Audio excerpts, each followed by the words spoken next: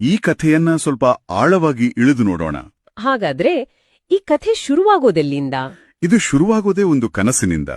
ಹಾವನೂರಿನ ಪಾಳೆಗಾರ ಹನುಮಂತಗೌಡರ ಕನಸಿನಿಂದ. ಓಹ್, ಆ ಪಾಳೆಗಾರರು ಅಂದ್ರೆ ಆ ಕಾಲದ ಸ್ಥಳೀಯ ನಾಯಕರು. ಹೌದು. ಅವರ ಕನಸಲ್ಲಿ ದೇವಿ ಬಂದು, ನಾನು ತುಂಗಭದ್ರಾ ನದಿಯಲ್ಲಿ ತೇಲಿ ಬರ್ತೀನಿ, ನಿನ್ನ ಊರಲ್ಲೇ ನಿಲ್ಲಿಸ್ತೀನಿ ಅಂತ ಹೇಳಿ ಮಾಯವಾಗ್ತಾಳೆ. ಈ ದೈವಿಕ ಕನಸು ಅನ್ನೋದು ಆ ಕಾಲದಲ್ಲಿ ಬಹಳ ಮುಖ್ಯವಾಗಿತ್ತು ಅಂತ ಅನ್ಸುತ್ತೆ. ಖಂಡಿತ. ಇದು ಕೇವಲ ಒಂದು ಕನಸಾಗಿ ಉಳಿಯಲ್ಲ ನೋಡಿ, ಇದು ಒಂದು ದೈವಿಕ ಸೂಚನೆ. ಮುಂದೆ ನಡೆಯಲಿರುವ ಘಟನೆಗೆ ಒಂದು ಮುನ್ನುಡಿ ಇದ್ದ ಹಾಗೆ. ಹೌದು. ಒಬ್ಬ ನಾಯಕನ ನಿರ್ಧಾರಕ್ಕೆ ದೈವಿಕ ಒಪ್ಪಿಗೆ ಸಿಕ್ಕ ಹಾಗೆ. ಮರ್ದಿನ ಹನುಮಂತಗೌಡ್ರು ನದಿ ಕಡೆ ಹೋದಾಗ ನಿಜವಾಗ್ಲೂ ಒಂದು ಪೆಟ್ಟಿಗೆ ತೀಲಿ ಬರ್ತಾ ಇರುತ್ತೆ. ಕನಸಲ್ಲಿ ಕಂಡ ಹಾಗೇನೆ. ಹೌದು.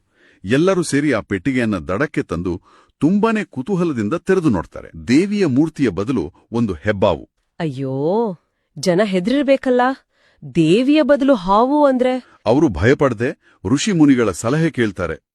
ಅವರ ಮಾರ್ಗದರ್ಶನದಂತೆ ಭಕ್ತಿಯಿಂದ ಪೂಜೆ ಸಲ್ಲಿಸಿ ಮತ್ತೆ ಪೆಟ್ಟಿಗೆಯನ್ನು ತೆರೆದಾಗ ಹಾವು ಮಾಯವಾಗಿ ದ್ಯಾಮವ್ವ ದೇವಿ ಪ್ರತ್ಯಕ್ಷಳಾಗುತ್ತಾಳೆ. ದೇವಿ ತನಗೊಂದು ದೇವಸ್ಥಾನ ಕಟ್ಟಿಸೋಕ್ ಹೇಳ್ತಾಳೆ.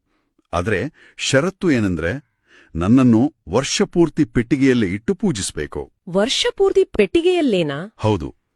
ವರ್ಷಕ್ಕೆ ಒಂದೇ ಒಂದು ಸಾರಿ ಹೊರಗೆ ತೆಗೆದು ಭಕ್ತರಿಗೆ ದರ್ಶನ ನೀಡಬೇಕು ಅಂತ.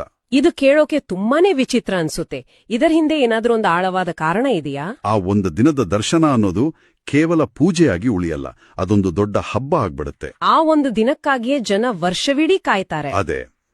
ಆ ನಿರೀಕ್ಷೆಯೇ ಭಕ್ತಿಯನ್ನ ಇನ್ನಷ್ಟು ಆಳವಾಗಿಸುತ್ತೆ. ರಾಜ್ಯದ ಮೂಲೆ ಮೂಲೆಗಳಿಂದ ಜನ ಬರ್ತಾರೆ. ಇವೆಲ್ಲ ಸೇರಿ ಹಾವನೂರಿನಲ್ಲಿ ಇವತ್ತಿಗೂ ಜೀವಂತವಾಗಿರುವ ಒಂದು ದೊಡ್ಡ ಸಂಪ್ರದಾಯವನ್ನೇ ಹುಟ್ಟುಹಾಕಿದೆ. ಹೌದು. ಅದೊಂದು ಅಚಲವಾದ ನಂಬಿಕೆಯಾಗಿ ಬೆಳೆದಿದೆ. ಅದಕ್ಕೆ ಇರ್ಬೇಕು ಅಲ್ಲಿನ ಜನ ಆ ದೇವಿಯನ್ನ ಕೇವಲ